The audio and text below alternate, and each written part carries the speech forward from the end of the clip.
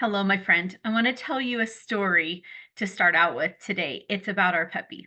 So, we recently acquired a puppy from the shelter, the same shelter where our miracle dog came 2 years ago, Bentley. This one, her name is Presley, and she came much the same way. And that is probably a story for another day how we got her. She's a Labradoodle. And she's huge, even though she's still a puppy. So, when we got her, she had come from a shelter in California that had an agreement with a shelter in Idaho, to trade dogs because different kinds of dogs get turned into shelters, and hopefully more of the dogs can be placed in homes and adopted in homes that way. And so this dog and her brothers were shipped up here from Southern California.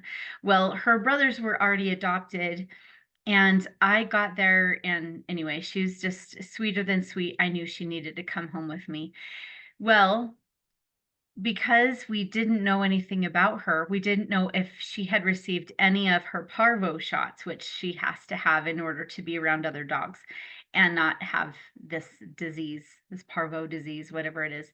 And so, because of that, she couldn't be around other dogs or other and so we couldn't get her groomed. And she hadn't had a rabies shot either. So we couldn't get her groomed until she had these parvo shots. Well, they're like 3 weeks apart. So we had to wait like what was it? 3 months or something. She's already looking like a bear when we get her. And they estimated that she was about 6 or 7 months old. Well, I mean, her hair was, like, seriously, like, that long, and, so we took her um, to get her groomed, and, um, they had to spend twice as long on her because they had to go right down, like, almost to the skin to get all of the matting because she's kinda curly, because she's a Labradoodle, right? So even though I had brushed her and brushed her and brushed her, my brush could only get so far, and so there was still all this matting. Anyway, long story short, she is a different dog. We're getting used to how she looks now, but I mean, she lost probably 10 pounds. It wasn't, but she looked like, I mean, she went from like this to this. I mean, no joke. She's like super skinny, and she looks like a puppy now, a really tall puppy, but a puppy. And it's so interesting to see the behavior shift in her. So she came home immediately. She thinks it's okay to jump up on the furniture and up on your bed. Like she did not do that before. She curls up in a little ball, probably because she can, and her fur isn't in her face. She couldn't see before, even though I had done my best to kind of cut her when we would give her baths at home. And I would do my best to like carefully like cut her hair around her eyes so she could see. I mean, she seriously looked like a bear. and and didn't really look like a girl either. She didn't look very dainty at all. And she's a completely different dog. So it's so interesting. She wouldn't really play with the toys that we got for her, and now that's all she wants to do is play with her toys. It's and she's just happier. You can just tell she's just a happy dog. She a lot more spring in her step, a lot more energy. So why am I telling you this? When we emotionally declutter, when we, you know, clip all of that hair away, it came out like it came off in one piece. That's what she said. It came off in big, huge pieces, all of this hair because it had been matted for so long. And I mean, that was the earliest we could get her in after having all these shots because I don't think she'd ever been clipped before by previous owner in California. So,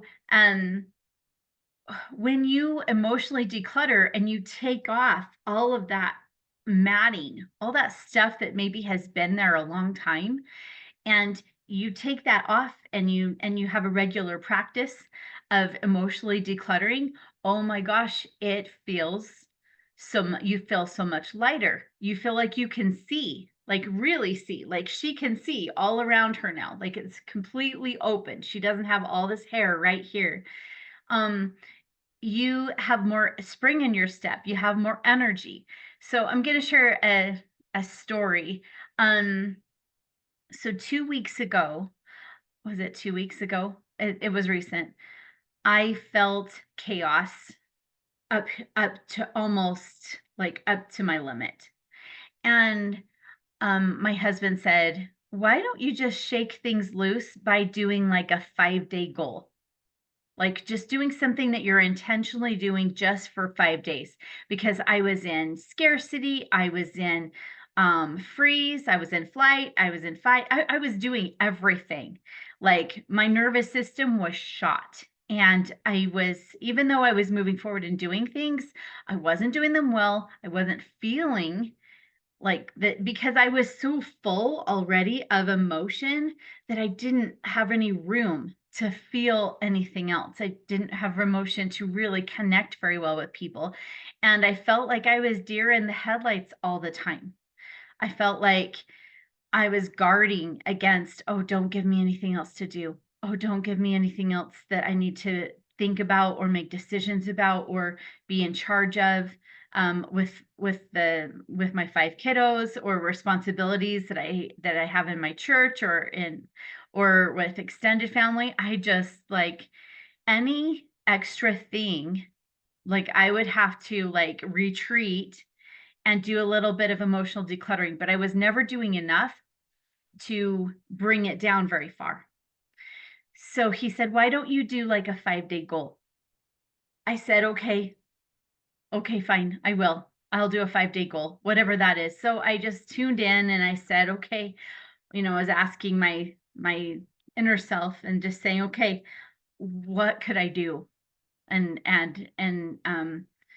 kind of asking God, just pondering on it and saying, "What could I do?" And the thought came, "Okay, where is your chaos right now?" From 0 to 10. I'm like, "Well, at a 13." So so the thought was, "Okay, it's at a 10. You're 100%. Where do you desire it to be?" And I thought, "A 2."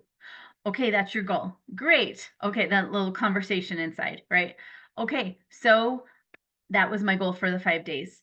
And so then I started pondering, okay, what would be the thing to do? And immediately 3 different things came into my mind. The problem is I was in the shower at the time, so I couldn't write them down. So I get out of the shower and I'm like, "Okay, real quick, what were those 3 things?"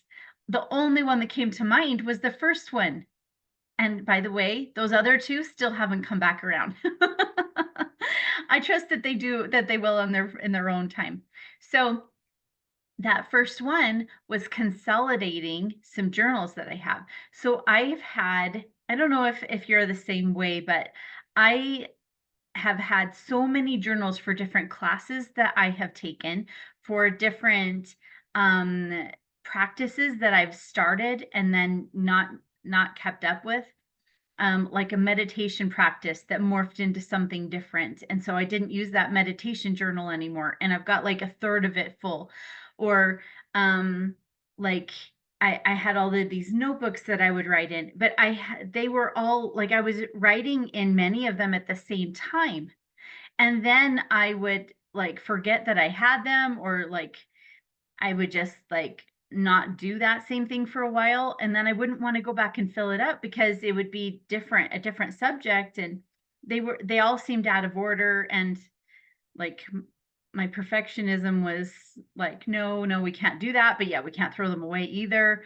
I don't know if you've ever had that, but I went and counted all of the journals that were like that, and some were like just flimsy notebooks, and some were like really cute hardbound journals. There were 18. Like, whoa, where were they hiding? 18? How did I even? Where was I storing all of those?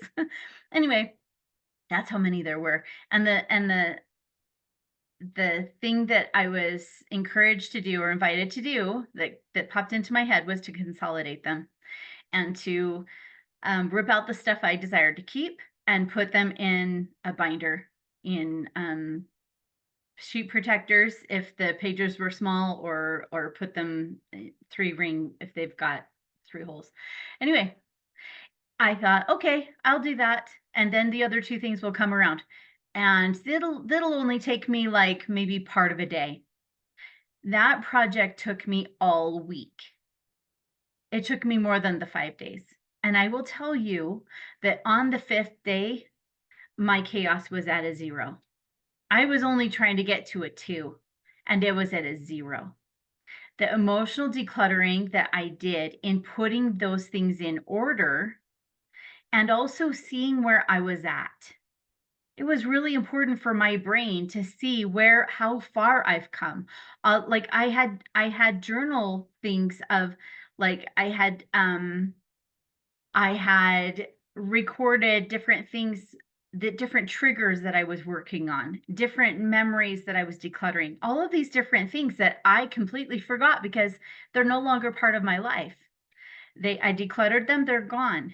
I don't live with those anymore. They don't ever come back to my mind. And so looking at all of those things, all the work that I had done, all that emotional work, the things that I chose to keep, a lot of it I didn't, but what I did keep, I was amazed at how much work I had done on myself, how far I had come in my emotional intelligence, in the things that I had learned.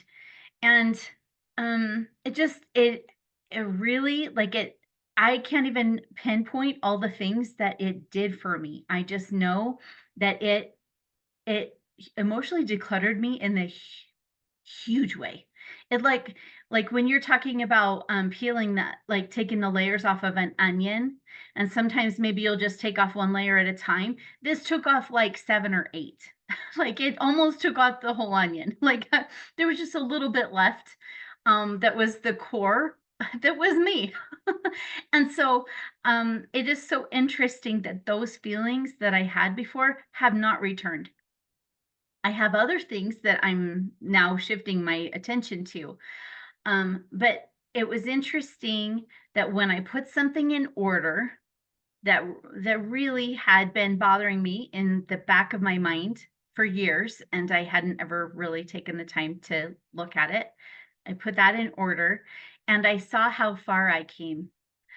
So, um, this is how I want to wrap this up. Sometimes we need something to slow us down and help us see where we are. I had to slow down in a big way. I was told, I had the thought, yeah, don't worry about posting it all this week. Don't worry, like take a whole break, except for your client calls. You're not on social media. You're not sending out your email this week. You're not doing all the normal stuff that you would. You're keeping your agreements with your clients and with yourself, and that is all you're doing this week because you're doing this huge project. This whole floor in this office was completely covered. Like anytime you open the door, you're like, oh, I don't even want to go in. Like you can't even, like you have to step on paper to get in here. And that was when it was organized into piles. It was insane. So that's what I would encourage. If you are in need of, if you require a decluttering that's a little bit more than the normal, then I would look at something that maybe requires some putting in order. Um, and really ponder, or just ponder on it and just say, okay, what activity can I do that will take off more layers? Because my chaos is up to here. Like I can't feel anything else because I am completely overwhelmed. What can I do that's more than my daily practice? And you know what? Maybe it's, what can my daily practice be? If you desire help with a daily practice, I can help you with that. because that's something that gives me great peace is having a daily practice. And this experience of putting things in order actually accentuated my daily practice and it actually made it a lot more specific. And since I have made that more specific, oh my gosh, it has transformed how I feel every day. And when you feel good, you can do good. So, anyway, go get a haircut like my dog, or gosh, if it could be that simple, just go get a haircut. Sometimes that really helps too. But go do some emotional decluttering so that you can think straight, so you can feel that relief, that calm. Two of my affirmations, my declarations that I use now are I am calm and I have my relief. And I really feel those. And I am determined. I desire to continue to feel those. So they're on my list of my declarations that I say a few times a day. And because they are now my priority, I'm not interested in letting that get away from me again.